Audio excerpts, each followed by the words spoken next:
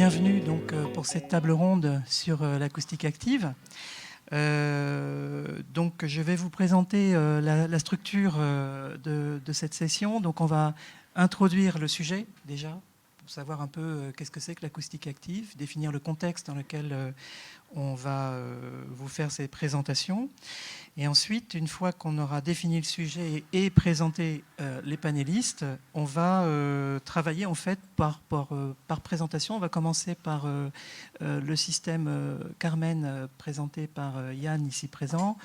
On continuera par le système Yamaha AFC Enhance et Image. Et puis, on terminera donc par la présentation de Marcus et de pardonne-moi, Adrien, sur leur projet et l'état de la recherche sur lequel ils sont. Donc, je vous présente dans l'ordre, on s'est présenté juste rapidement. Donc, Yann Jagla, je ne sais pas comment on dit. Jagla, d'accord.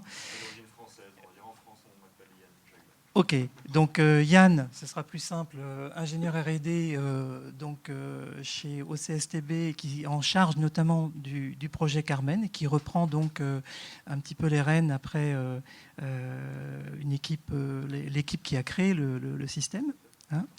Ensuite, on a Christophe et Ron. Alors Christophe travaille donc au support chez Nexo, ce qu'on appelle le support, donc c'est tout ce qui permet évidemment d'expliquer les appareils, faire de la formation aussi, la formation produit, support technique.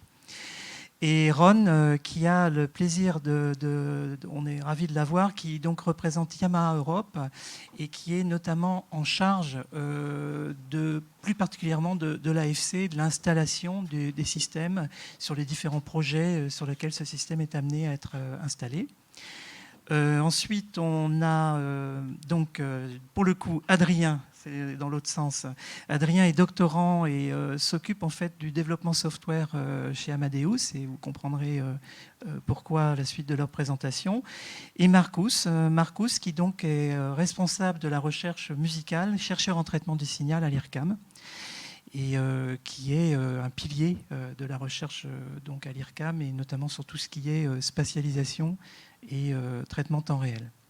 Voilà, moi je me présente, Sébastien Nolly, donc je suis donc l'animateur, on appelle ça le modérateur de la table ronde, et je vais avoir la lourde tâche de driver les panélistes dans le temps qui nous est imparti. Au niveau de l'acoustique active, je propose en fait une définition pour vraiment situer le sujet. L'acoustique active désigne en fait l'ensemble des systèmes qui permettent la modification des caractéristiques acoustiques d'une salle. Alors on va parler évidemment de la durée de réverbération, mais pas que.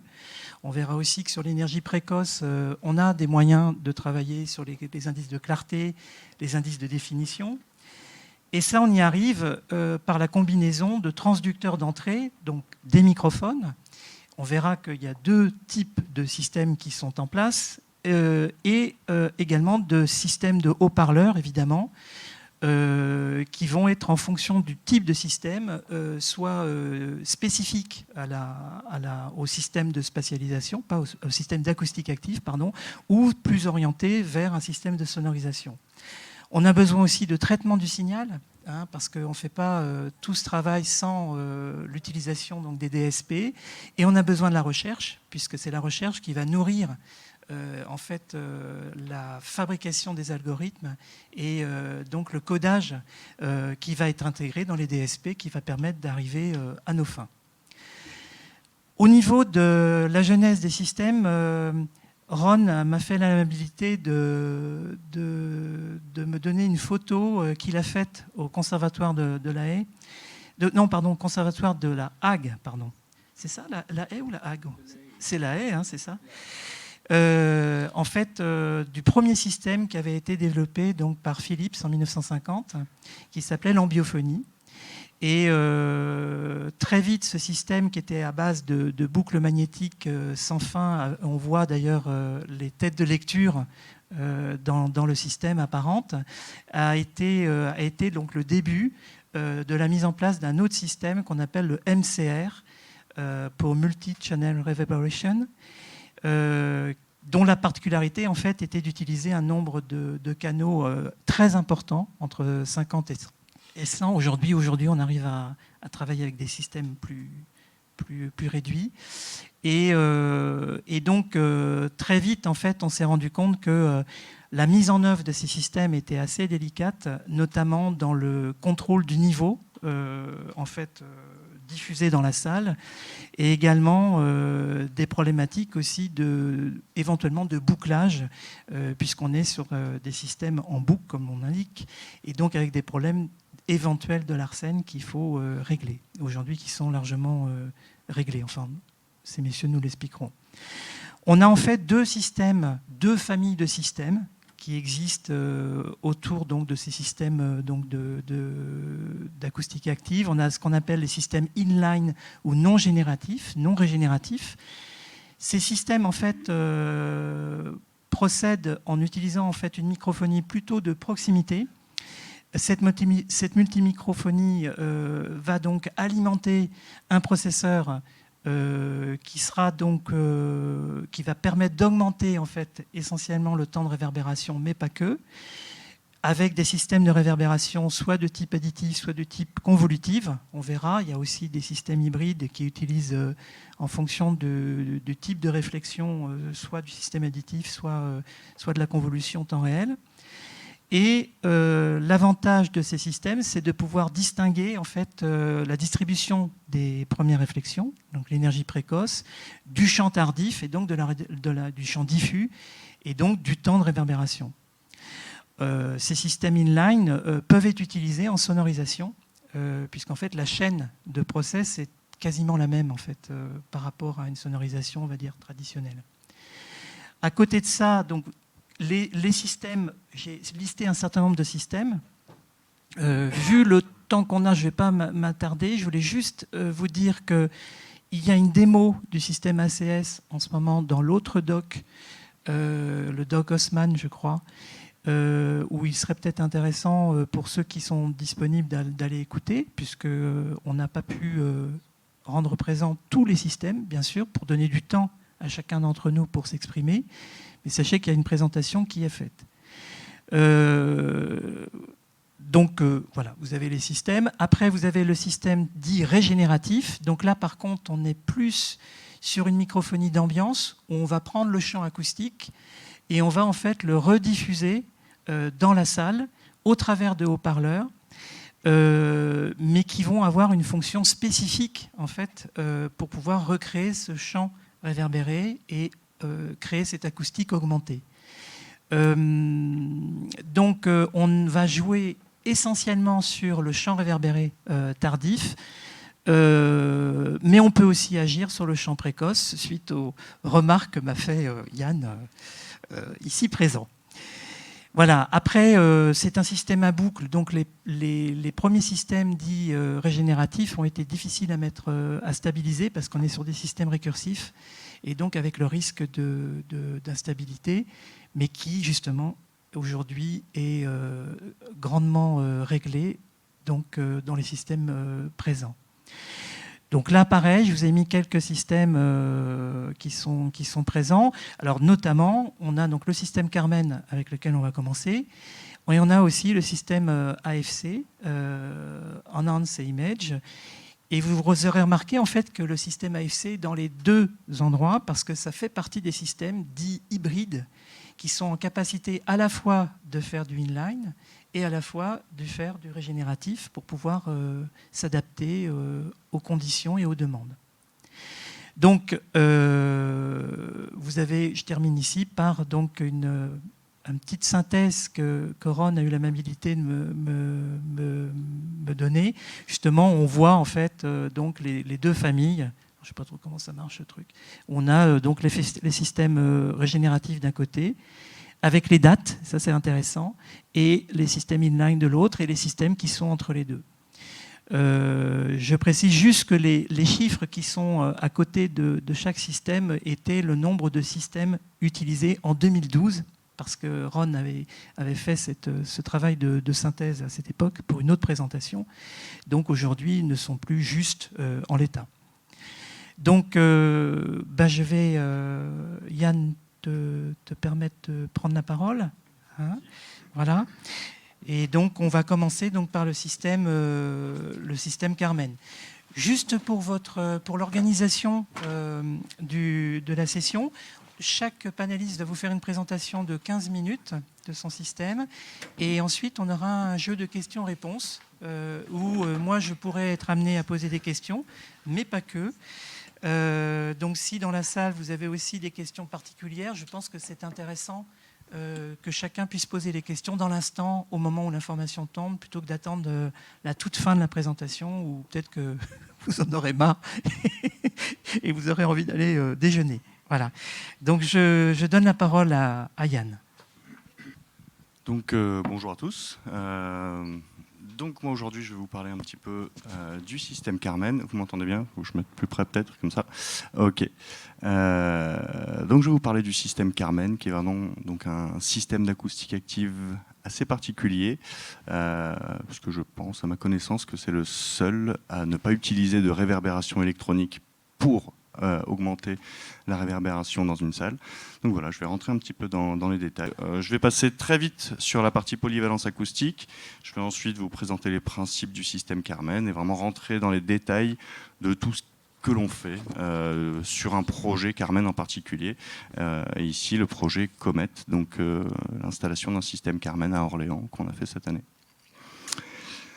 Donc pour ce qui est polyvalence acoustique, Sébastien en a déjà parlé, donc je vais sauter un petit peu ces slides, mais voilà, clairement l'objectif c'est de pouvoir dans un seul et même espace accueillir dans les meilleures conditions acoustiques aussi bien du théâtre ou de la conférence que de la symphonie, de la musique de chambre ou de l'opéra. On est évidemment ici sur le registre des musiques dites classiques qui ne sont pas donc amplifiées, sonorisées par un système de sonorisation de façade classique. Donc, concernant la durée de réverbération, on a déjà vu un petit peu ce que c'est. Je pense que l'essentiel d'entre vous savent également de quoi on parle.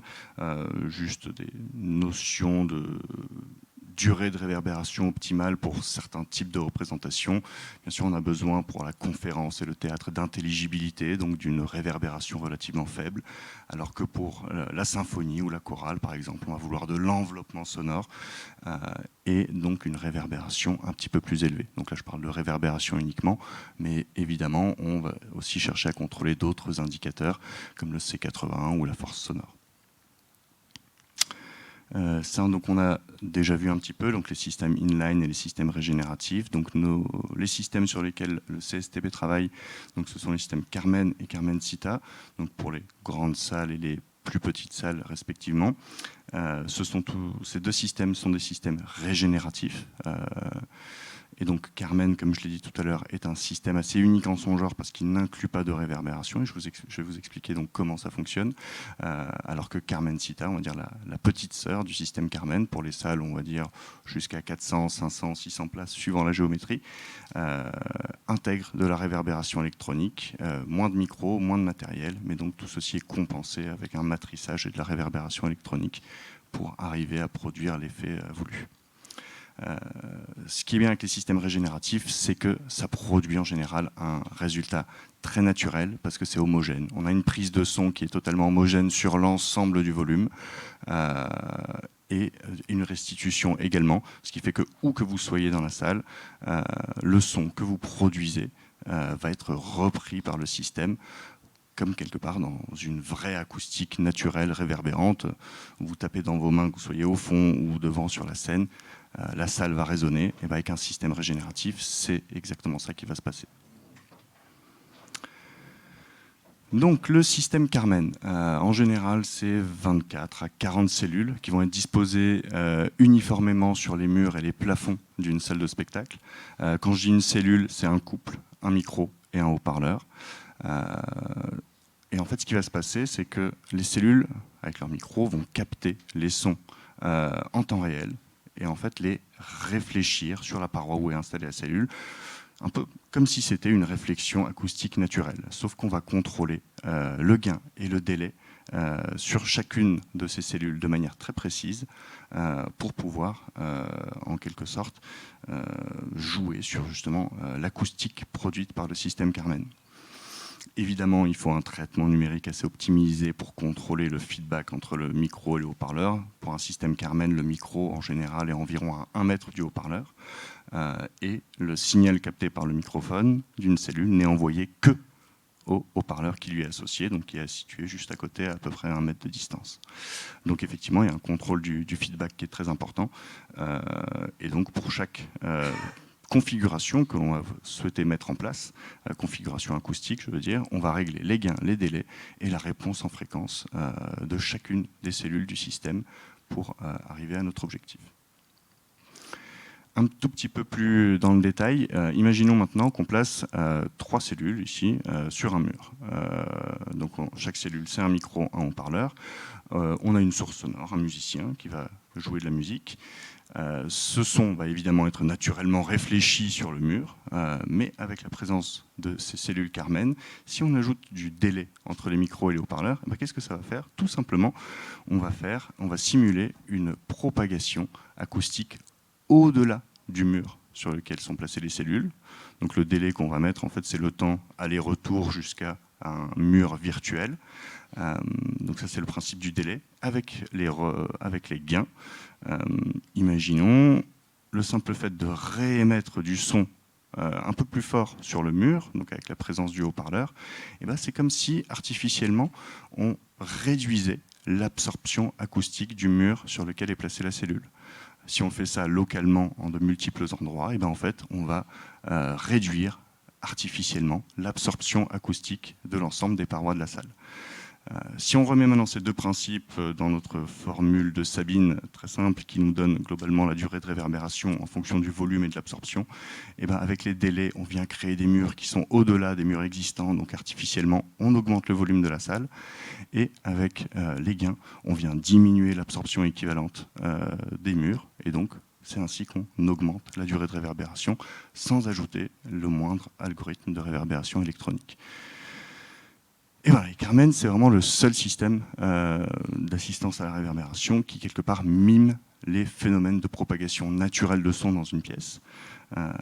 Et ce qui permet vraiment au système Carmen de respecter strictement la cohérence spatio-temporelle du champ sonore, c'est-à-dire qu'un son qui est réfléchi à tel endroit dans une salle, avec le système Carmen, il le sera également, mais juste un peu plus fort, ou juste un tout petit peu plus loin, mais on ne va pas venir piquer le son à un endroit, le réenvoyer à l'autre bout et créer en quelque sorte des incohérences spatiales de propagation sonore. Donc ça, on n'en a pas, il n'y a pas de matrissage, ce sont des effets purement locaux au niveau de chaque cellule qui permettent de créer une acoustique active, paramétrable pour chaque type de configuration. Donc les étapes d'un projet, voilà un petit peu le principe général. On commence évidemment en phase de pré-étude où on dimensionne et on budgète un projet. Donc sur la base de plans 2D ou 3D qu'on a reçus d'une salle de spectacle en construction existante, on va dimensionner le nombre de cellules nécessaires et leur positionnement en fonction évidemment des contraintes architecturales. Et ça va nous permettre donc de chiffrer un projet. Si effectivement ce projet se poursuit, là on va passer en phase de fabrication. En général, en temps normal, c'était plutôt 2 mois. Là, on est plutôt à 6 ou plus, compte tenu, on va dire, des délais d'approvisionnement sur l'ensemble des équipements, que, comme vous le savez, sont légèrement plus longs en cette période. Ensuite, il y a la phase d'installation, où donc le CSTB ne s'occupe pas du câblage. En général, c'est une société spécialisée dans les installations courant faible qui s'occupe du câblage et de l'installation des micros et des haut-parleurs. Mais donc nous, on supervise toute la phase d'intégration architecturale en concertation avec les architectes pour être sûr que tous les microphones et les haut-parleurs sont correctement intégrés dans la salle et que visuellement, ça n'impacte, on va dire que réduire au maximum l'impact visuel de nos équipements. On effectue au CSTB effectivement le raccordement de l'AB, les tests de continuité sur tous les câblages, et on s'occupe de la phase de réglage qui, pour un système Carmen, est relativement longue. C'est un processus qui prend, je dirais, environ 2 semaines, qui consiste vraiment à régler précisément et sur mesure chaque configuration acoustique en fonction de la programmation culturelle souhaitée dans une salle. Voilà, donc je reviendrai rapidement sur le processus de réglage un petit peu plus tard. Et enfin, la phase de réception, où on forme les équipes techniques et éventuellement on propose une assistance au concert d'ouverture, etc. Donc rentrons un petit peu dans le vif du sujet. Je vais maintenant vous parler d'un projet vraiment très concret qu'on vient juste de terminer. La phase de réglage s'est achevée en septembre de cette année. Donc le projet s'inscrit dans ce gros projet Comet qui contient une salle sportive de 10 000 places, un énorme parc des expositions jusqu'à 33 000 m², je crois, et donc un palais des congrès qui doit pouvoir être utilisé en tant qu'auditorium également, qui fait donc 1000 places assises, et tout ceci pour un budget total d'environ 150 millions d'euros. Donc c'était vraiment un projet assez conséquent, donc à Orléans.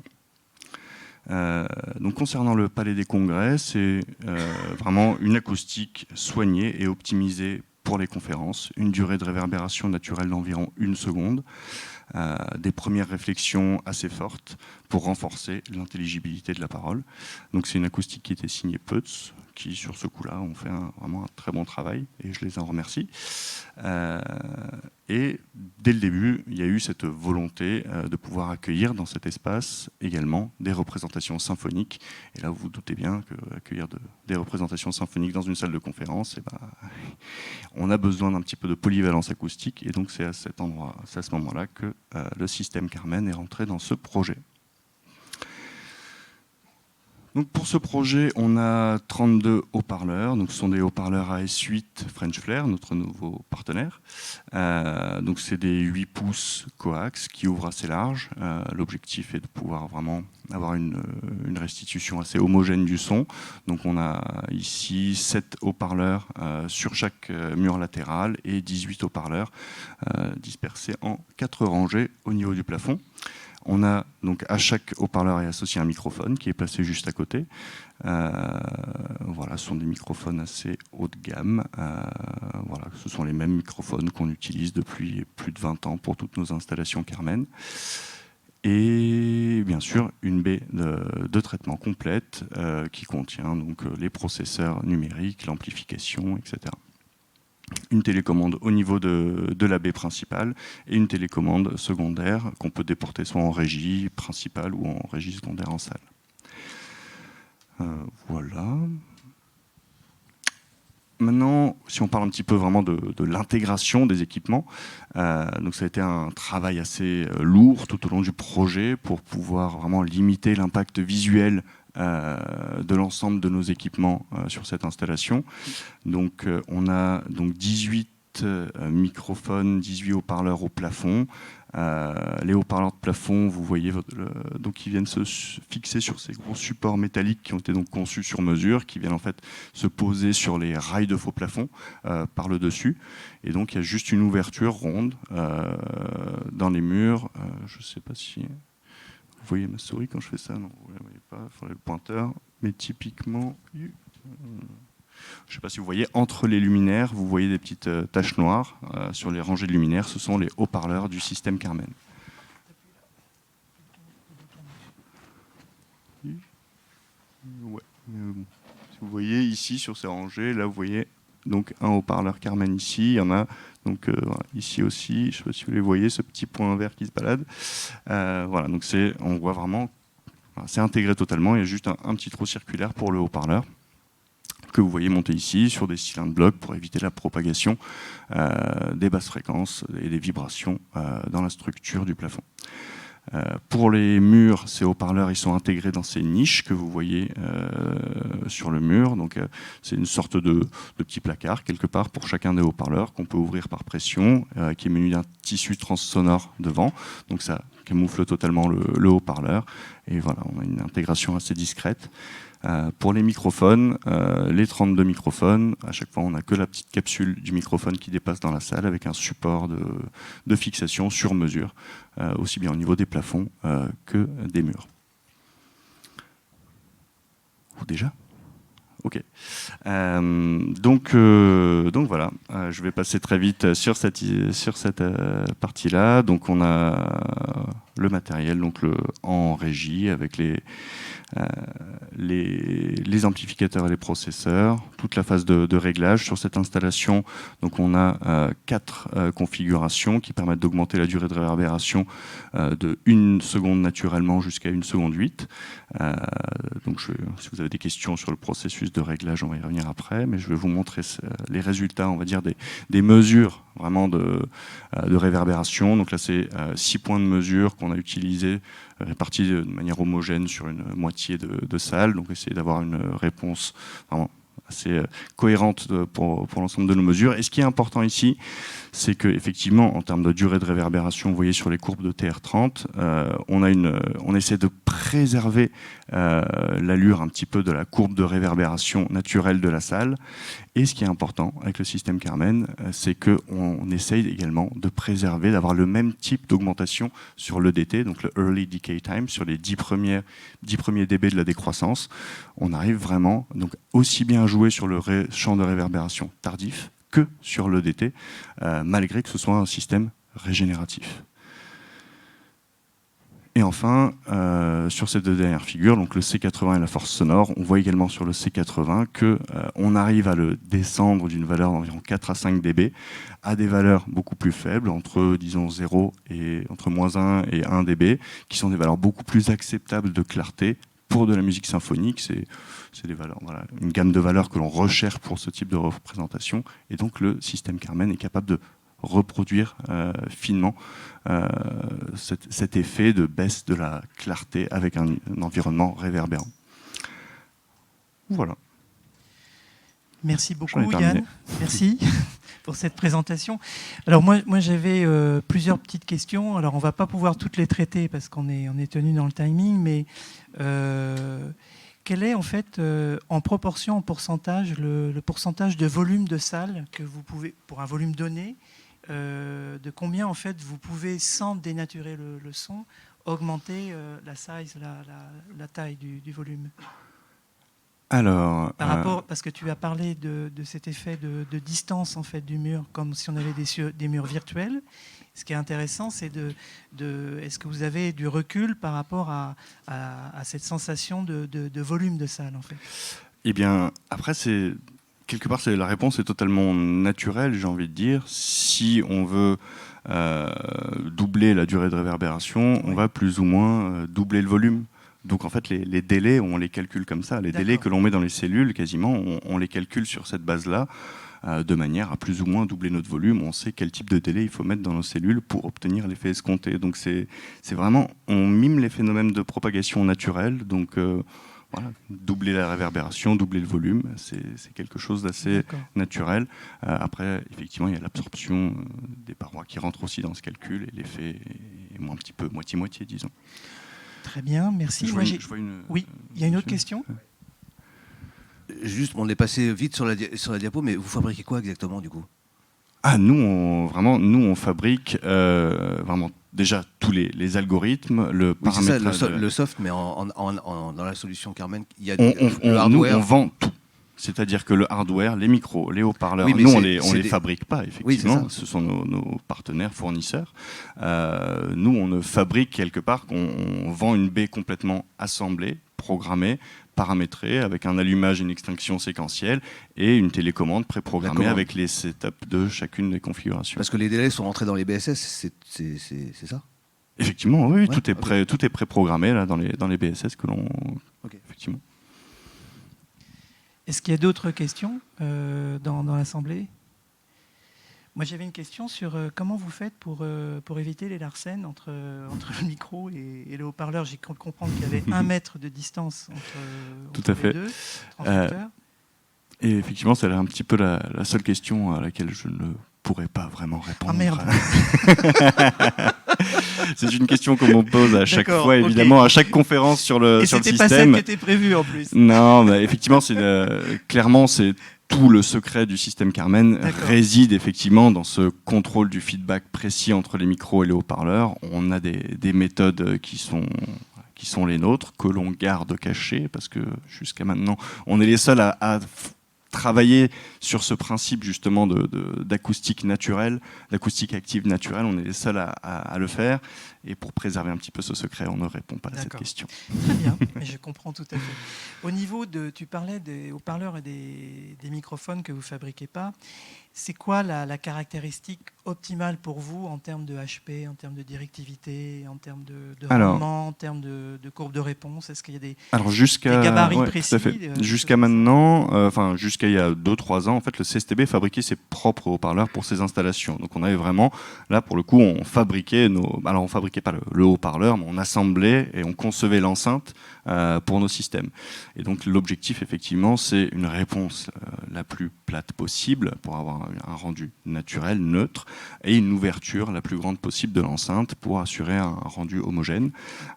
Donc aujourd'hui, effectivement, c'est pas notre cœur de métier de fabriquer des enceintes, donc on s'est associé avec une société française, donc French Flair, que vous pourrez aller voir un petit peu sur le stand d'Accent si vous voulez. Et voilà, l'objectif, c'est de garder cette réponse en fréquence plate et une ouverture la plus grande possible. Très bien.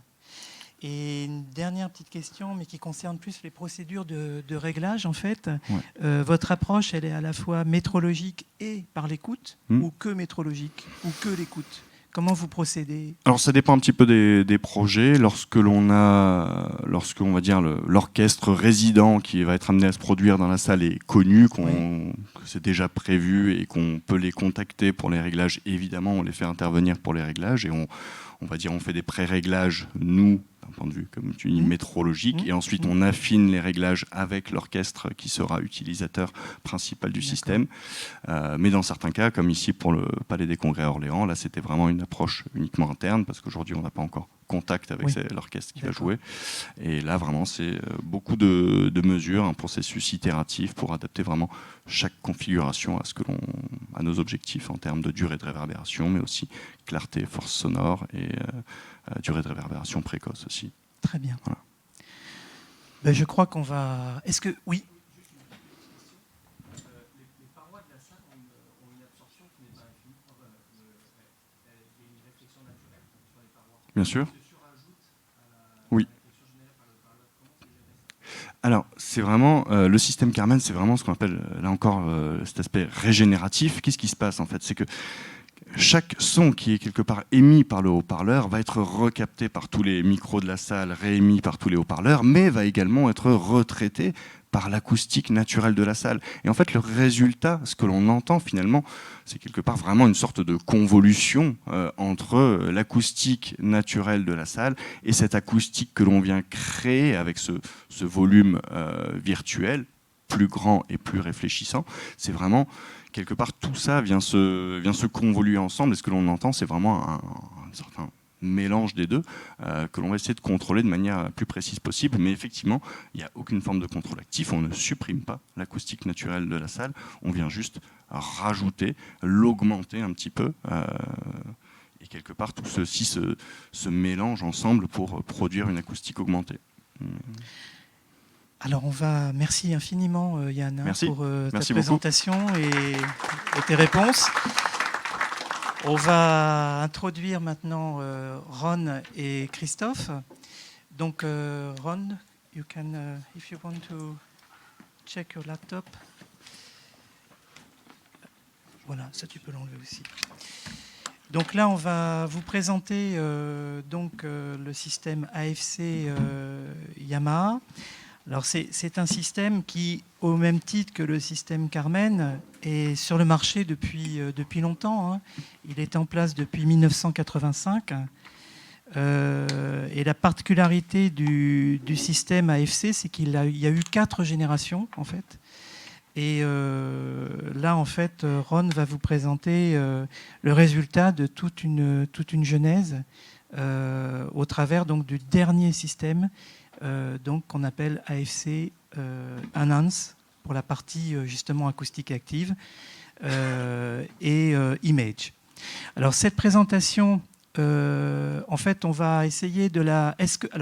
question, est-ce que tout le monde est à l'aise avec l'anglais ici ou pas? Parce qu'on procédera de la façon en fonction de votre réponse. Est-ce qu'on peut faire la présentation en anglais au travers par Ron, et puis après Christophe peut traduire. Comment vous vous sentez? Oui, on peut le faire comme ça? Bon, donc Ron, you can go. Yes. Okay, everybody is okay with English? You just... Just before, yes. Okay, my clicker doesn't work, so I'll stay here. Hello, my name is Ron. I was supposed to be here together with Francois, but he is not here for private reasons, but Christophe is here to help me. In case my English is bad, he can correct me, and if you have any questions, he can translate. So Yes, let's... we will translate, no problem. Okay. Okay, I'll first introduce Yamaha. This is our logo, the tuning forks. And we are a company producing musical instruments for, well, over 140 years. We have more than 20,000 employees worldwide, all engaged with music.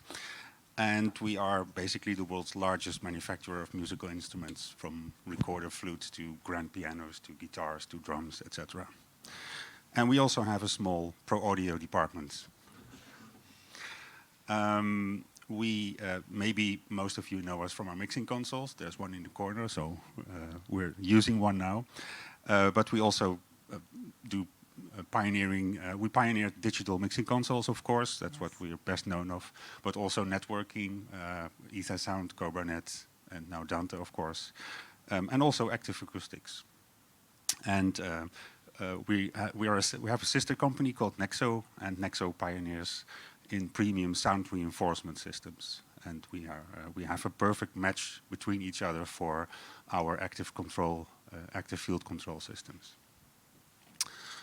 Our logo is the tuning forks, but our slogan is "Make Waves," and this is literally what we do also with our AFC systems. We just love to make waves and make chaos.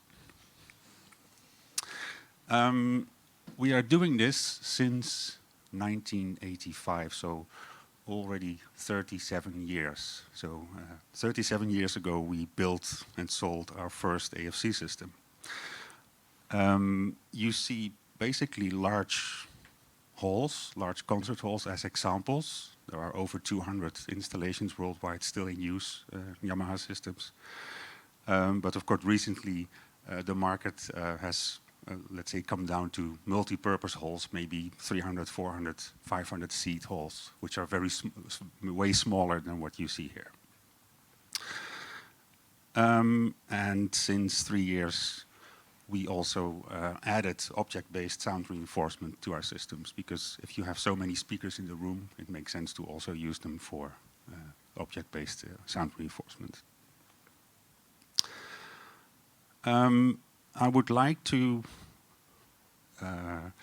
try to tell you about the two concepts that already Sébastien touched, the inline concept and the regenerative concept. And the Carmen presentation approached the regenerative concept like from the absorption point of view, the acoustic absorption point of view. And I would like to present the same concept, it's exactly the same, but then from acoustic energy point of view. Might be a little bit abstract, but let's see how it goes.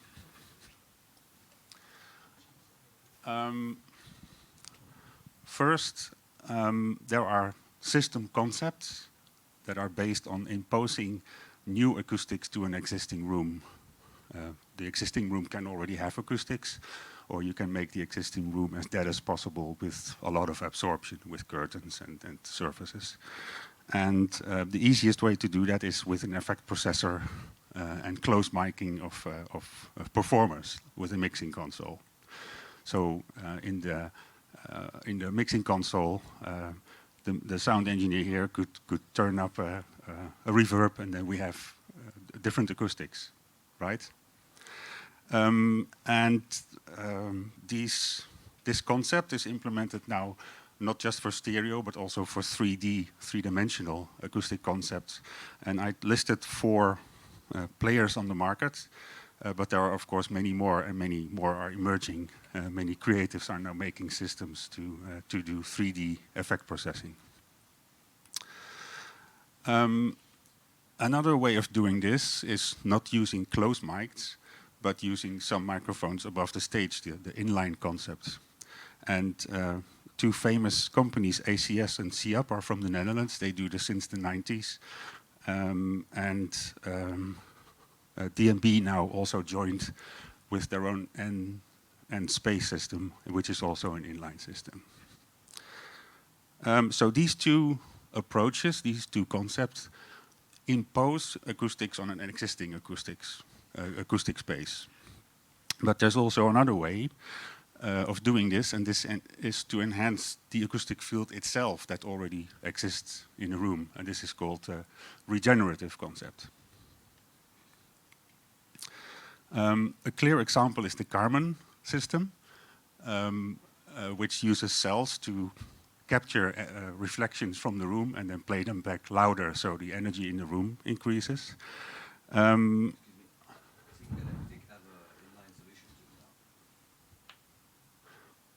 We'll come to that later. Because L-Acoustic will pop up in the empty space later on. The regenerative solution has some drawbacks. It works very well in large rooms, like a 10,000 seat concert halls, for example. But in smaller rooms, it becomes much more difficult to make that work. It's possible, but the enhancement is not so big. And the solution to solve that, to apply a regenerative system in a smaller room, is called the hybrid regenerative system. And this is a combination of regenerative concepts and also inline concepts. And as you can see, hopefully, Lisa pops up here as well. They do both. To be complete, Philips made the first regenerative system, and Ares, I think, made the first inline system, but generally we all maybe remember Lares, the Lexicon system, as the first commercially successful inline system. So I added them also to this overview. Clear? It's very clear. Thank you for this overview. Okay. I will try to explain how this regenerative part works in the next slide. And then I will try to explain how the hybrid regenerative part works, just to give you an idea of actually what it means. And I will skip effect and inline for now. So, to understand how it works, we first have to understand how the acoustics in the room work. And this is a room. And to make it more simple, I've pasted a strange loudspeaker, a DODEC loudspeaker, which is omnidirectional, as a sound source. Normally it's a speaker or a musician. But to describe the model, we use a loudspeaker. And to describe what we hear, we just measure with a measurement microphone. Okay, so we make a model of reality. If we look at the step response, at the acoustic response of this model, then we see this. The vertical axis is the sound pressure level measured by the microphone in dB, and the vertical axis is time. So at some points we switch on a noise source, for example, then the acoustic field will build up until the steady state level.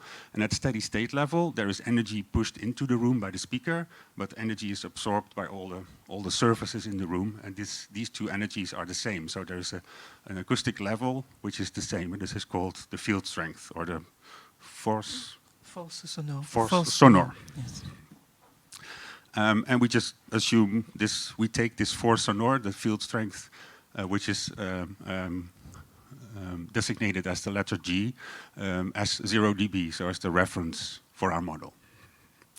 Then we switch off the sound source, and then we will see, or we will measure, that the field level will degrade, will decay to, well, minus infinity when it's completely silent. And the point where minus 60 dB from G is reached if we measure the time until that happens, then we've measured the reverberation time. That's the idea.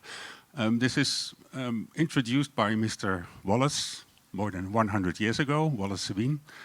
And it's also the official ISO 3382 method to measure the acoustic response of a room. So it's formalized in a measurement, and with any project, if you see a measurement, it's according to this method. Okay? Okay. Okay, now we're going to apply regeneration. Philips patented regeneration in 1969. So we have the room with the input and the output, and then we add a feedback loop. So the output is feedback to the input. And practically, that's a lot of microphones, a lot of amplifiers, and a lot of loudspeakers, just as with the Karman system. This system is called MCR, multiple channel reverberation. And I think there have been 20 or 30 systems built back in the 1970s. That they built, and even recently there are some systems use this principle. The step response for this system is very simple. This is the original room step response, like we just saw, and if we apply this feedback in a medium size, let's say 300 or 400 seat performance space, then basically we can achieve about 1 dB increase of power, acoustic power in the room. So the power, the G, La puissance sonore, oui. indicates how loud the acoustics are. 1 dB may not sound like a lot, but acoustically it's a lot of power. You can calculate through a simple mathematic model that also the reverberation time will increase by the same amount, and 1 dB corresponds to about 25%.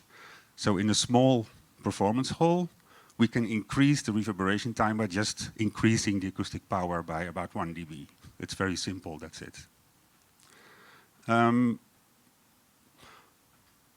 This 1 dB is called the power gain of the system, by the way. And this 1 dB is like a physical threshold. Above 1 dB in a large hall is not so difficult, but if you go 1.5 dB, 2 dB, then nature starts to work against you. You will have ringing and oscillation and all kinds of, well, it's not possible to go beyond that, let's say. And especially in a drier room like this, with a smaller room, 1 dB is about the room that you have in respect to power gain from your system. Okay. This 25% increase for a small room is, of course, not enough if we want to have a variability, for example, to go from theater to a symphonic orchestra, because then we want 100% increase of the whole thing. A pure regenerative system in such a small hall can only offer about 25%, so we have to think of a trick. And of course, this is possible. This is the situation for a regenerative model.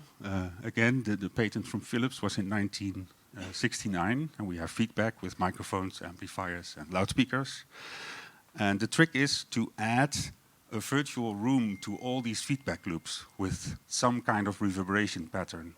This can be a convolution pattern or an engineered pattern, or what convolution pattern is an FIR, a finite impulse response pattern, but you can also use, for example, like Laris used, a lexicon IIR, infinite impulse response engineered reverberator. It doesn't matter which type you use, as long as each feedback loop has such a reverberator inside. So in 1985, it looked like this. These were small units derived of the SPX90, which SPX90, which was the effect processor in those days. Then there was a next generation, which was based on the DME32 digital mixing engine. In 2002 and 2008, there was again a second generation, a third generation, adding convolution at that time in 2012, and now we have AFC4, which is a big badass computer with software like all the other systems nowadays. But it's a very simple, relatively straightforward trick. We add DSP in all the feedback loops. So in the step response, when this is, for example, a 1 dB increase in power gain and a 25% increase in reverberation time with a pure regenerative system, we can crank up the power gain, if we could do that, to 3 dB, which is a double power, and this also automatically means we have a double reverberation time. But again, this is not possible in a small room, and also it would sound like a bathroom because it would be way and way too loud. So this is not what we want. And the trick, inserting a DSP unit in all the feedback loops, results in this. So we are bending the original 1 dB curve to go to the 2-second reverberation time as it goes to the -60 dB point. You can also calculate this from models and get exactly that line. This is what we do as a prediction model for all our systems. But that is basically what we do. So instead of having to use 3 dB to get a double RT time, we use only 1 dB, and then we use a DSP trick to slowly let the curve go to a 2-second reverberation time. When you measure this as an acoustician, it doesn't look very good, because acousticians like to be the first part to be the same as the second part. EDT to RT ratio should be 1. But psychoacoustically, this sounds wonderful, and this in a small room, this sounds much better than the 3 dB. And well, as most manufacturers use this system, as far as I know, we all have happy customers and happy orchestras and happy opera houses. So this really works, not only theoretically but also psychoacoustically. There is much more to tell on this topic, but I guess the 10 minutes is up already. Yes. We do Audioversity seminars throughout Europe. We take our system with us to a location, we build it up, and then we give a 4-hour training using the system as examples. So if you can find it, it's Avixa RU certified. So if you are a CTS holder, you can use the RU points to prolong your CTS certificate. So check the website, and every now and then, if we are in Paris, maybe in the future, you can sign up and have a 4-hour lecture on more in-depth nerdy things about the technology. Thank you for listening. Thank you. Thank you for your presentation. It's very interesting to see the influence of the strength when you had some power in a hall, because the problem with a high strength in the room, it's that, for example, for the orchestra, the sound seems to be very loud, and it's very bad impression when you are a listener. And so your system to try to add only 1 dB and to add the reverberation time enough without more strength, it's very interesting, I think, from my impression. For many applications, that is the case. But there are also cases where you have a bigger concert hall, Yes. and the architect decides to put absorptive materials on the ceiling and the wall, so the RT goes down, more down than would be Yes. suited for an orchestra, and then you can use a pure regenerative system. If it's a big hall, you can easily achieve maybe 2 dB, as in the presentation of Carmen, and then you can restore that situation. Yes. So in those cases, Yes. when the architect pulls down the acoustics, we can pull up the acoustics, and then it's suited for the orchestra to have 2 or even maybe more dB Yes. increase in strength. But for most multi-purpose halls, Yes, that's not exactly. the case. We are then at maybe 0.8, 0.9 seconds, and if we then add 1 dB, it already can be loud. Yeah. Avez-vous des questions? Est-ce qu'il y a des choses que vous souhaiteriez qu'on... Oui. How do you tune the convolution added to the real space? That's one of the many interesting things we can go into. I don't know about the other. I know about Maya Sound Constellation, for example. Do you sample it? Or? Yeah, I think Maya Sound uses one unitary reverb and tries to marry it with the existing acoustics. The Yamaha approach is to select 6 samples of nice sounding concert halls, which we know we can marry with existing acoustics. And we just, the basic tuning process for us, we try all 6, we listen what works best, and then we pick 1 or 2 of them, and then we finalize tuning with those patterns. It's a straightforward process. D'autres questions? Peut-être, on peut peut-être continuer. We can change now, and after the session, we will have some questions. I don't know, but we will see. Yeah. Together. I think in the other building there is a demo system from ACS, an Yes, inline system. yes, You can yes. listen there. Yes. And if you have any questions on this regenerative, hybrid regenerative, you can come to the Nexo Yamaha stand, and we are there. And we can. Oui, on we a can un kit do de the whole thing. démo sur Thank une you. partie en présentation sur Editor également. Ok. Merci. Thank you very much, Ron. Thank you.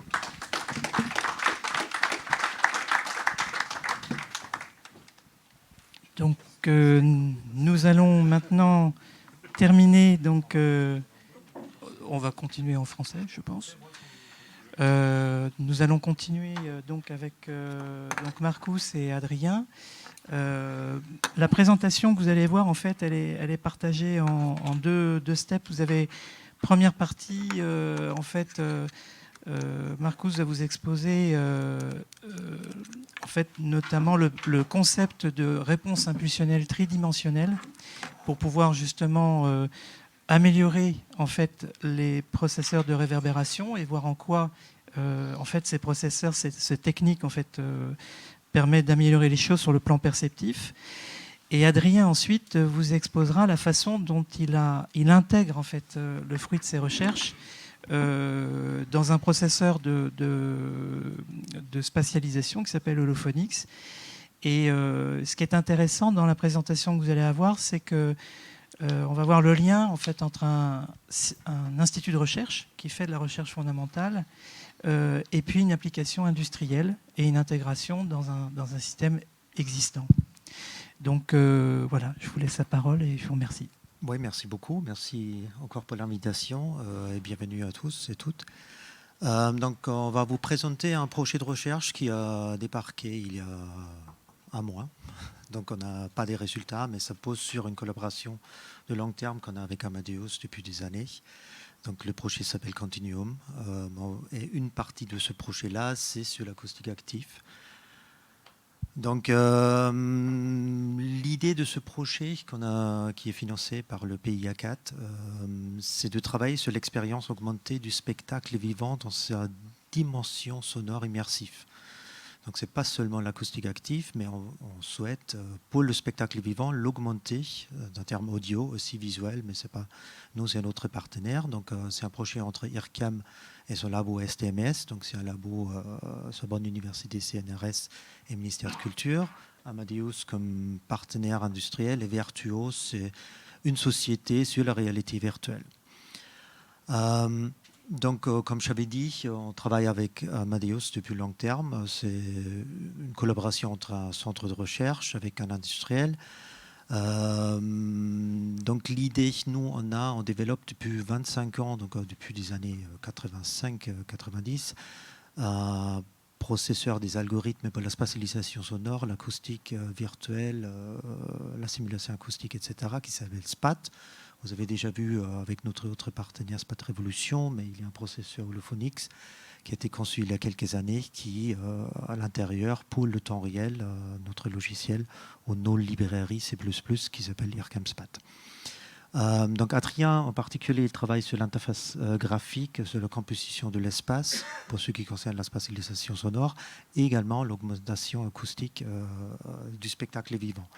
De plus, dans le projet, il y a une partie, donc Amadeus, c'est aussi donc il fabrique des enceintes, en particulier pour ce qui concerne la spatialisation sonore, parce que nous, on se repose sur plusieurs algorithmes de la restitution, soit la panoramisation comme stéréo, 5 points pour stéréo pour le son virtuel, ça ne sert pas à grand chose, mais la panoramisation intensité comme VBAP, VBIP, etc. Je vous en parlerai un peu plus tard, mais également la WFS, l'ambisonique et d'autres algorithmes un peu plus avancés pour la restitution du champ acoustique.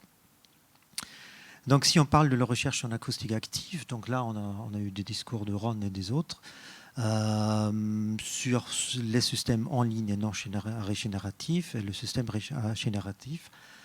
Donc, le défi qu'on a, le défi technique qu'on a aujourd'hui, donc d'un côté, quand il rajoute une réverbération virtuelle, c'est la simulation acoustique de salle. Quel algorithme va-t-on prendre? Est-ce qu'on utilise des réverbérateurs en convolution avec des propres réponses impulsionnelles tridimensionnelles? Qu'est-ce qu'on va faire avec ces réponses tridimensionnelles? Donc, c'est une extension de l'approche temps-fréquence, espace. En parole, c'est vite fait dit, on en rajoute une dimension. En mathématiques, c'est un peu plus compliqué que ça. On veut extraire, si on peut caractériser en 3 dimensions, donc avec un microsphérique par exemple, des réponses impulsionnelles tridimensionnelles d'une salle, on veut pouvoir extraire des paramètres de contrôle pour les FDN, donc pour la réverbération générative en 3 dimensions des paramètres de contrôle, pas seulement acoustiques, mais également perceptifs. Donc c'est ce qui nous intéresse également, c'est pas seulement de pouvoir reproduire quelque chose avec des paramètres de contrôle acoustiques qui sont de temps en temps pas très parlant aux utilisateurs d'une salle, mais également de faire le lien avec la perception humaine et donc ce que Ron a dit, la psychoacoustique.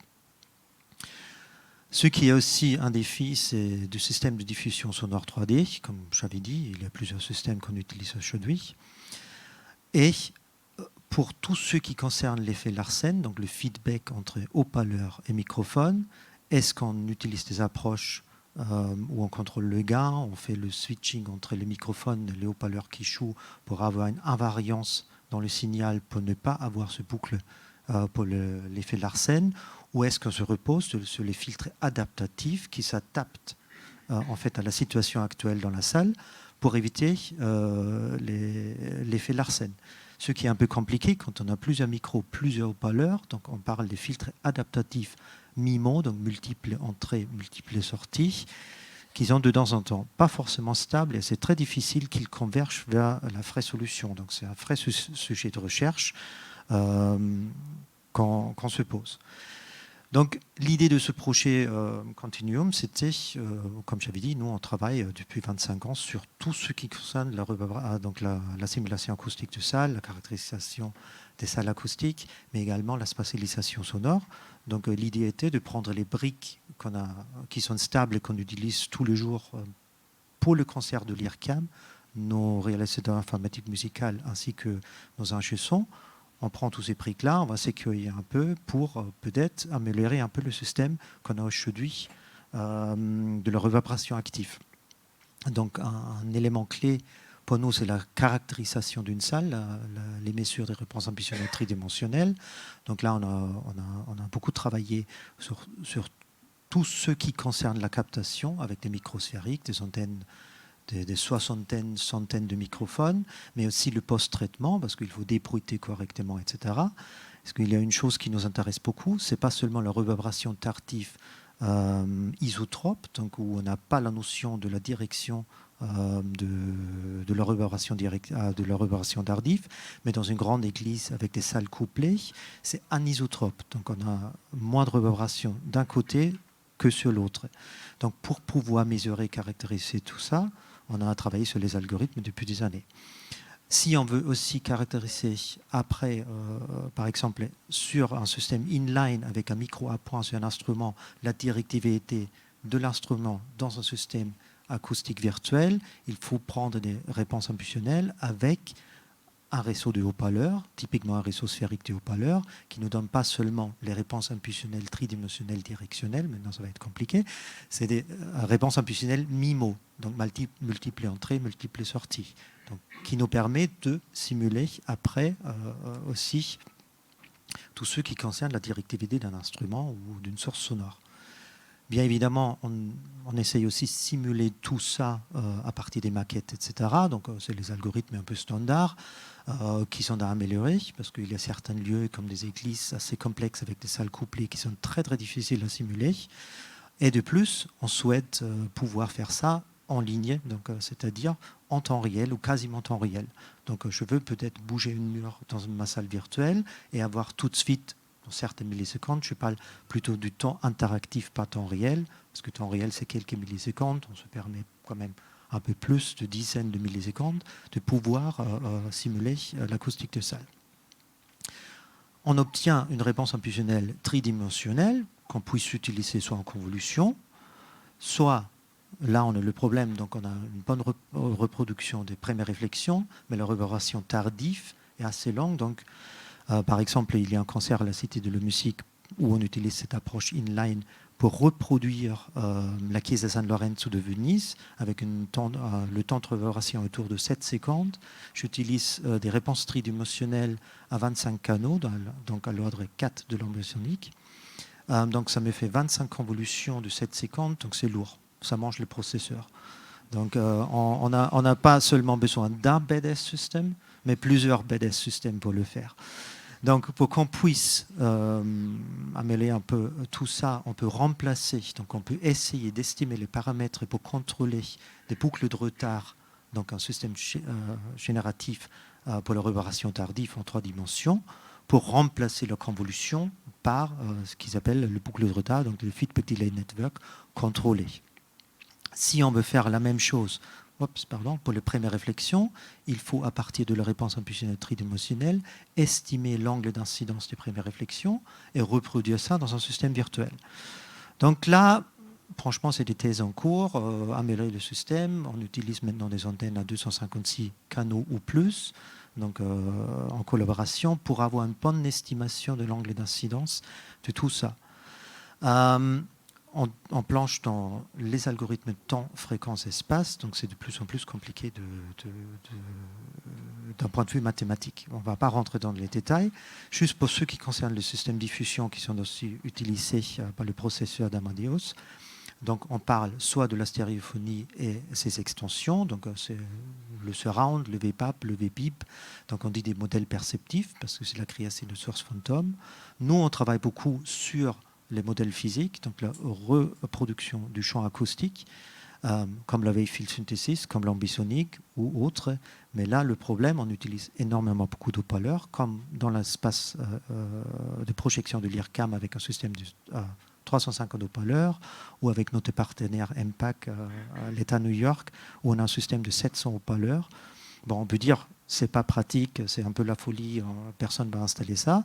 Oui, mais pour la recherche, c'est important parce qu'on pousse les limites pour qu'on sache ce qui est nécessaire d'un point de vue perceptif pour pouvoir dire peut-être, bon voilà, si vous avez 64 haut-parleurs dans une salle moyenne, ça suffira pour avoir une bonne reproduction de l'acoustique en 3D.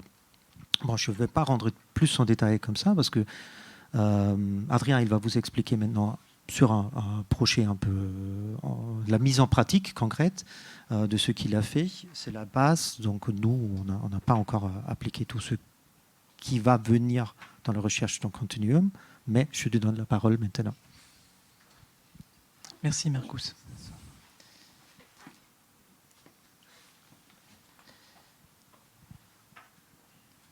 Merci Marcus. Alors je vais passer très vite là-dessus. Bon, le projet Holophonics s'est créé en 2017 avec notamment l'installation d'un système WFS au théâtre de Chaillot. Et l'idée, c'est un peu ce que disait Marcus, c'est de passer de la recherche fondamentale à une recherche appliquée et d'avoir du retour de terrain avec des contraintes qui sont différentes de celles des laboratoires de recherche.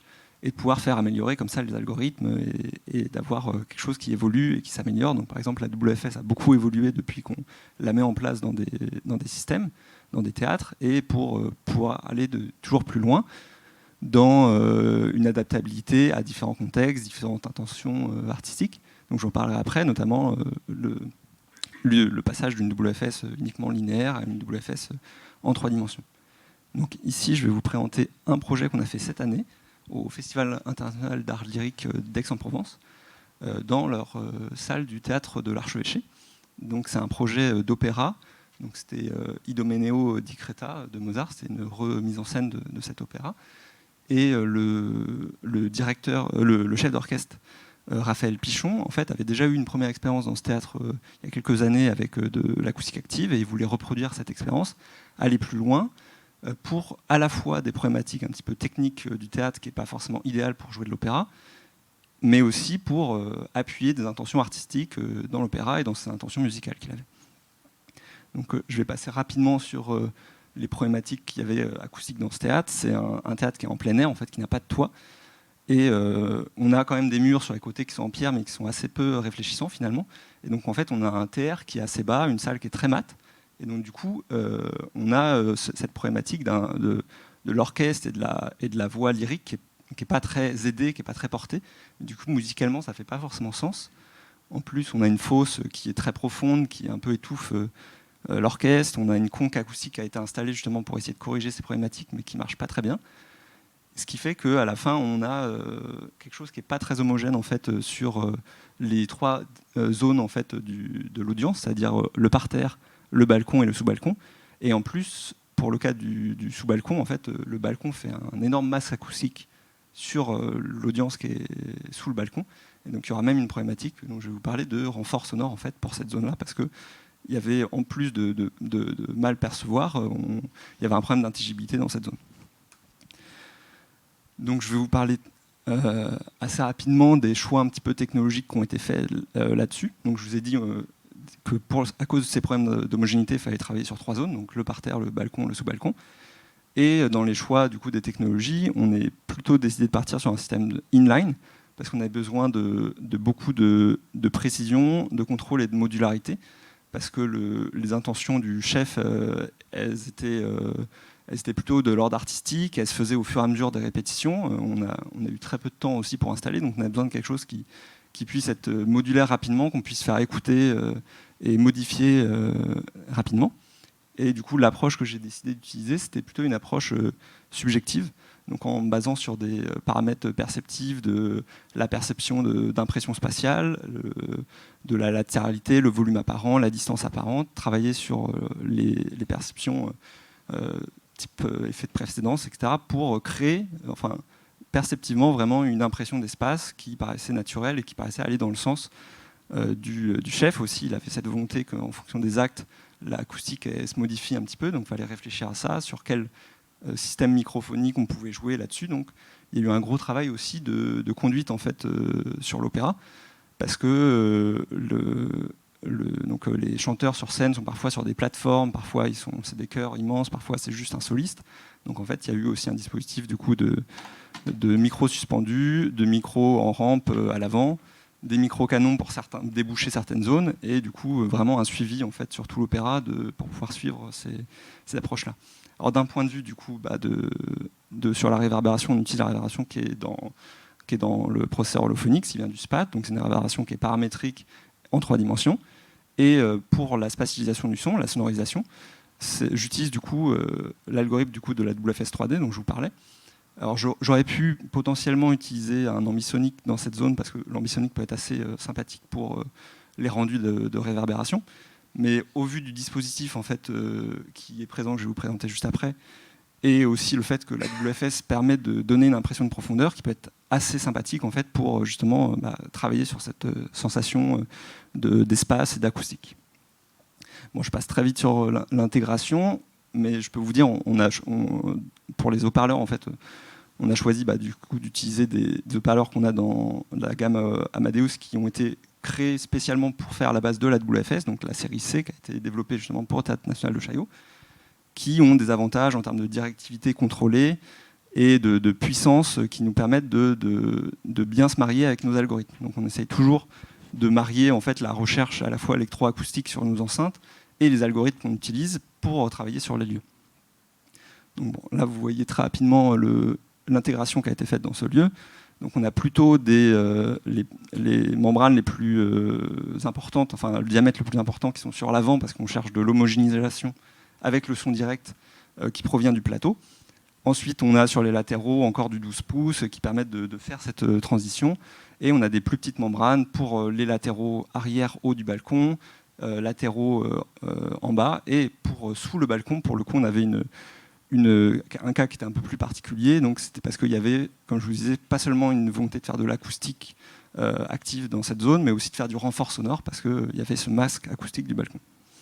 Donc là, ce que je vous présente ici, c'est une petite représentation de seulement en fait, les sources qu'on appelle directes et les premières réflexions. Donc toutes les petites maillages d'étoiles en fait, que vous voyez, ce sont les premières réflexions qui se dispatchent à partir de positions de source. Et donc du coup, pour travailler sur ces différentes zones, essayer d'homogénéiser, en fait, vous voyez que, par exemple, si vous prenez le piano jaune, il y en a plusieurs en fait, dans l'espace parce que en fait, j'ai dupliqué les sources pour pouvoir travailler sur certaines réflexions dans le lieu. Donc des sources qui sont vraiment positionnées plutôt avec la position réelle pour la partie renfort sonore qui est sous le balcon, et des positions qui vont venir exciter des réflexions qui faisaient sens par rapport au lieu. Donc par exemple, pour le piano, ce qui marchait très bien, c'était de placer certaines réflexions assez fortes dans la zone où est la vraie conque acoustique, mais qui en fait en réalité ne marchait pas sur le piano, mais du coup ça paraissait très naturel pour l'auditeur parce qu'on avait cette impression juste d'avoir cette conque qui fonctionne, et donc d'aller comme ça chercher des réflexions qui nous intéressaient pour ramener ce qui nous manquait pour chacune des zones. Donc par exemple, sur le balcon, on manquait parfois un petit peu de précision, donc c'est ce qu'on a essayé de ramener, alors que pour le parterre, on allait essayer de ramener plus cette sensation de temps de réverbération, etc. Donc on a essayé de travailler sur ces zones, et comme je vous dis, travailler sur les paramètres perceptifs, donc on va dire les premières réflexions son directes qui vont plutôt travailler sur la direction, le timbre, qu'on va percevoir en fait de la source, la partie, on va dire, je me suis perdu, mais c'est pas très grave. Ensuite, les clusters qui nous permettent de travailler, donc les réflexions denses, qui nous permettent de travailler plutôt sur la perception du volume apparent en fait, de cette pièce, et le temps de réverbération, enfin la queue de réverbération, qui était ici plutôt utilisé d'un point de vue, on va dire, musical, pour accompagner le tempo de l'opéra, l'appui, on va dire, acoustique qu'on voulait avoir sur le chant lyrique, qui venait aider à apporter les intentions musicales, les émotions. Donc c'est un projet qui est voué à se renouveler cette année encore, avec une nouvelle production d'opéra. Ils ont cette volonté encore de vouloir faire de l'acoustique active. Donc avec le projet Continuum, c'est les objectifs un petit peu de l'année, de voir avec les nouvelles recherches qui avancent sur ce sujet, comment on peut faire évoluer ces projets de recherche d'acoustique active. Donc voilà, je vous remercie. Merci beaucoup, Adrien. Merci à vous deux. Alors, moi, ce que je vous propose, c'est comme on a qu'on a un peu dépassé le temps, j'invite les panélistes à venir s'asseoir, et puis on va écouter vos questions, si vous en avez. Moi, j'en ai quelques-unes, mais voilà, on va faire ça comme ça. peu importe, hein, c'est pas... Donc, moi, je voulais juste revenir sur la présentation qui vient d'être faite. Alors, il y a des questions à la fois liées à l'acoustique, à la caractérisation acoustique avec les réponses impulsionnelles, et puis il y a des questions liées à la façon dont on intègre en fait ces recherches. Alors, je vais commencer par Adrien. Comment, Adrien, tu vas envisager d'intégrer le travail de recherche qui est fait par toute l'équipe, qui est agrégé autour de l'IRCAM, du point de vue ergonomique en fait dans le logiciel. Comment tu penses pouvoir intégrer cette notion de réverbération en quoi en fait le fait d'utiliser des IR tridimensionnels va t'apporter des réglages supplémentaires, et si oui, lesquels, et comment tu penses cette approche sur le plan ergonomique?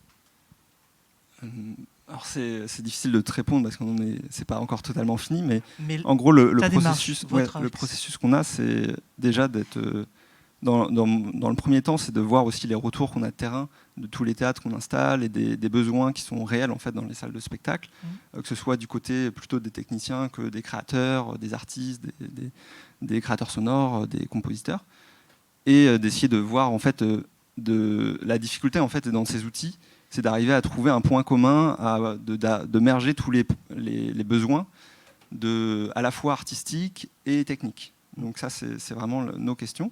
Ensuite, on va passer vraiment par une étape, une fois qu'on a des premiers prototypes qui viennent de la recherche et qu'on peut venir exploiter, tester, et qu'on va essayer de sortir du coup des laboratoires de recherche, des studios qui sont très calibrés, et aller dans nos théâtres qui sont équipés et de les tester en réel. Donc, par exemple, on le fait très régulièrement au Théâtre National de Chaillot, qui a été un partenaire, un peu un laboratoire sur le terrain, où à chaque fois ils sont très contents qu'on vienne tester directement dans leur lieu les recherches. On écoute, on va essayer de voir quels sont les paramètres qui sont les plus importants, comme disait Marcus, trouver des paramètres qui sont perceptifs et pas seulement des paramètres, on va dire, mathématiques ou ISO.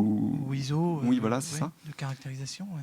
Et ensuite, la démarche finale, une fois qu'on trouve notre recette, ce qui semble être le chemin à suivre, on va l'intégrer dans des interfaces graphiques. Aussi, la question de comment on peut visualiser des choses parfois qui sont complexes. Donc, l'acoustique en 3 dimensions, c'est pas simple. Donc, il y a des grandes questions de comment on peut le visualiser dans l'interface 3D, par exemple, de l'Ophonics, et comment on peut rendre ça simple et aussi apprendre en utilisant, en fait. Ça, pour moi, c'est très important.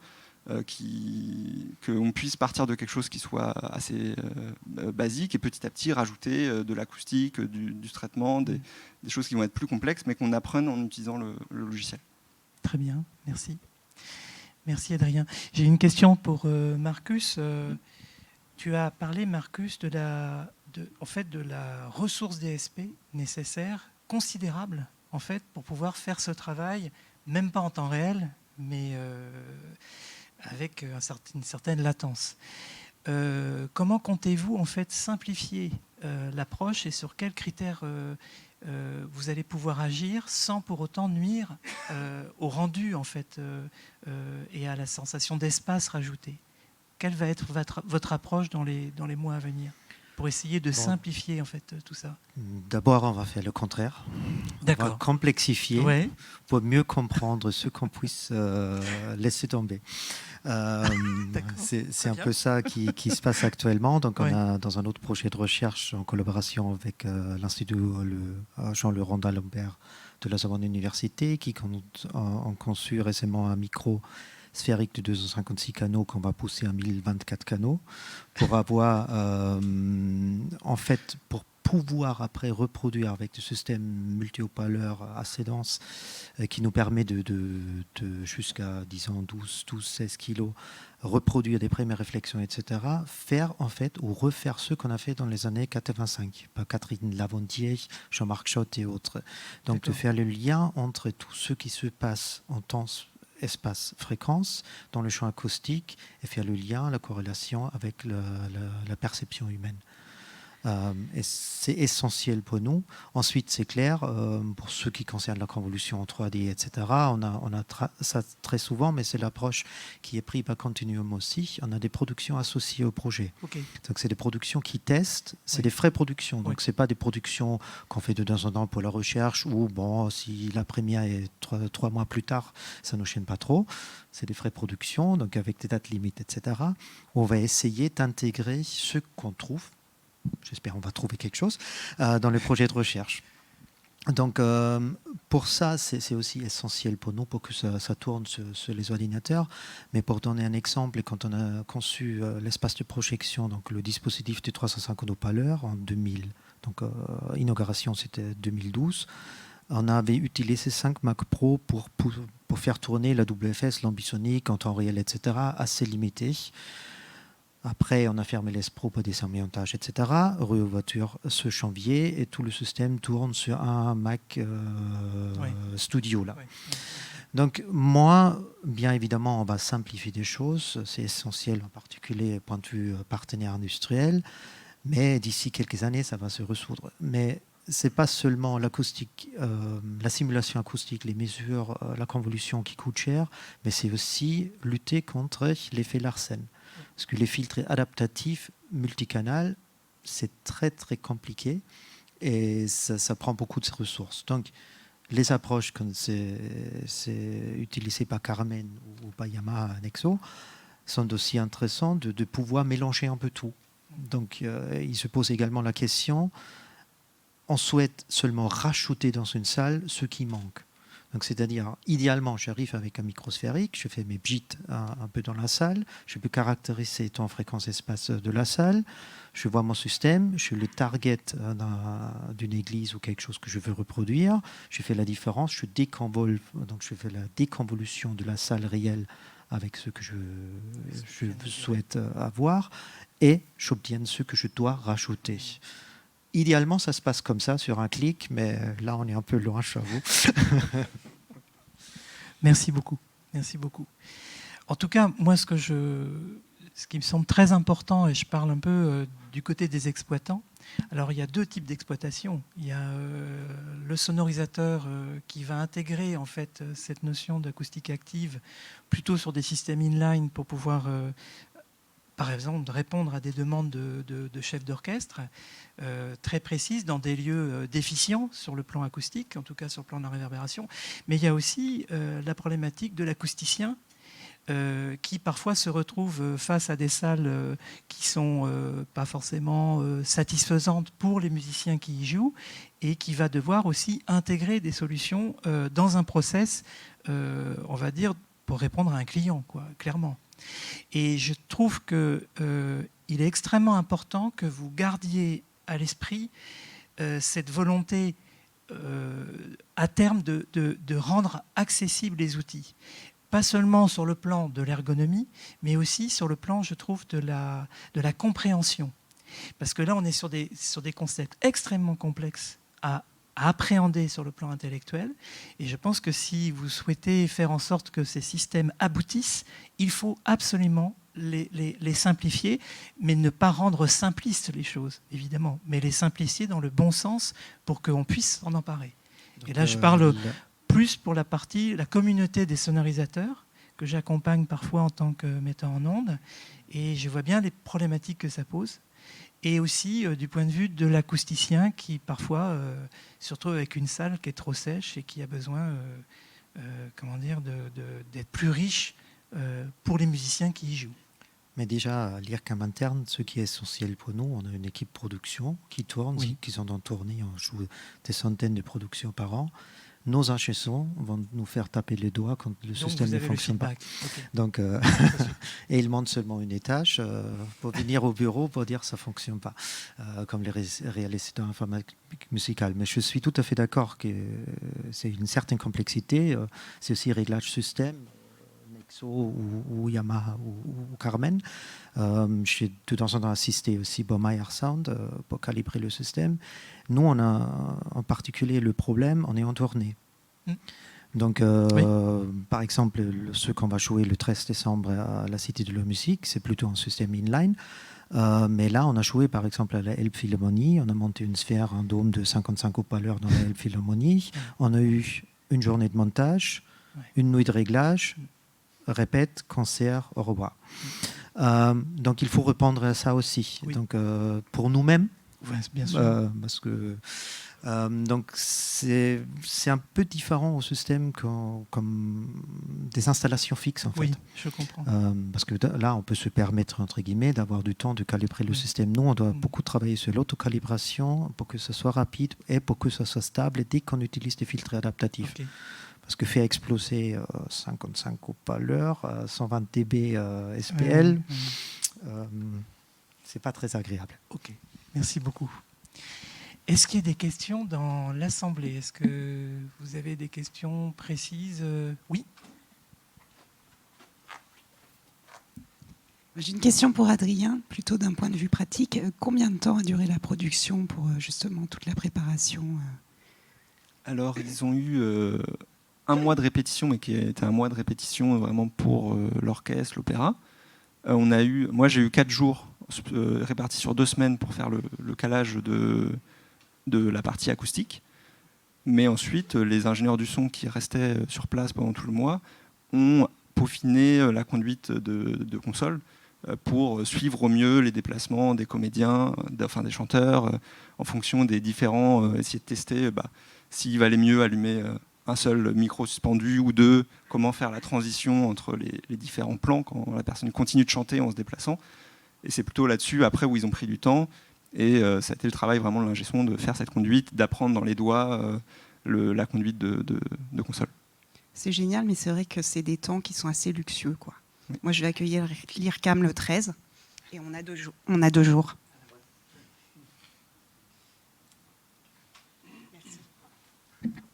Je peux rajouter à ça, il se trouve que je suis intervenu en 2019 sur le Requiem de Mozart avec le même chef d'orchestre dans le même endroit. Et je ne peux que appuyer en fait ce que tu viens de dire, Emmanuel, dans le sens où, outre les problématiques de conduite qui sont inhérents à n'importe quelle sonorisation de qualité, on a quand même une problématique d'intégration du nombre de haut-parleurs qui est très important.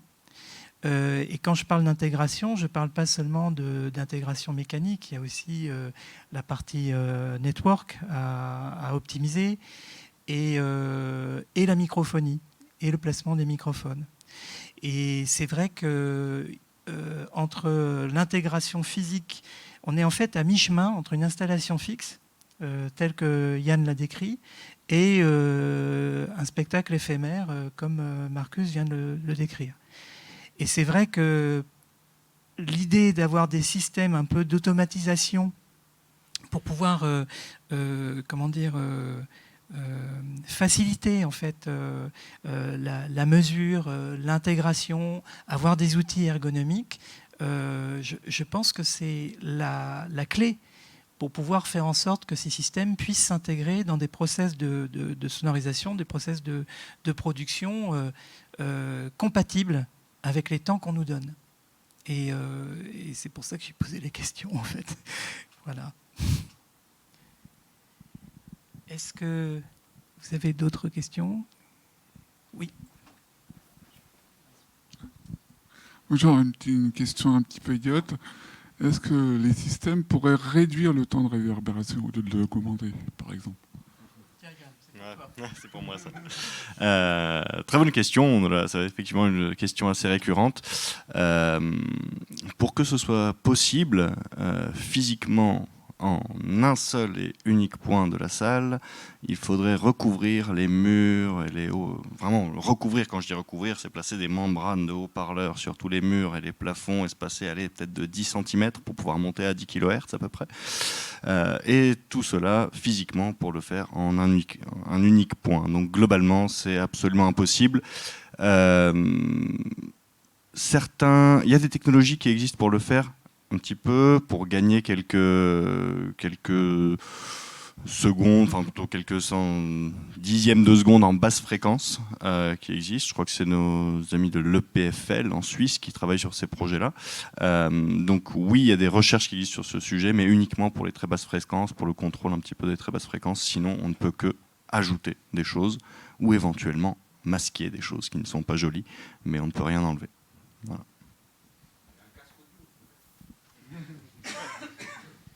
Pour reprendre, compléter ce que dit Yann, il y a effectivement à l'Université Polytechnique de Lausanne, il y a un monsieur qui s'appelle Hervé Lissec, qui est responsable du laboratoire d'acoustique et qui effectivement... Voilà, et qui en fait, a fait sa thèse justement spécifiquement sur la réduction en fait, des modes propres, qui sont des systèmes qui, par leurs caractéristiques même, sont assez discrétisés sur le plan fréquentiel, et que grâce à cette discrétisation, en fait, on a effectivement la possibilité de créer par des haut-parleurs et des couplages cellules haut-parleurs des possibilités d'absorber et de contrôler le bas de la réverbération. Mais voilà, on en est là. Et il continue à chercher.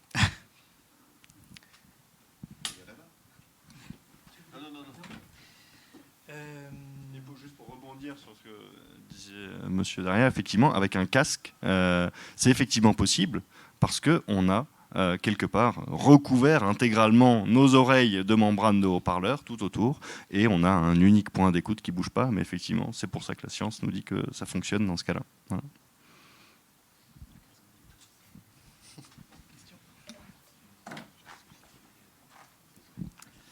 Aujourd'hui, donc, là, vous avez présenté les systèmes d'acoustique active qui permettent d'augmenter le temps de réverbération dans des salles.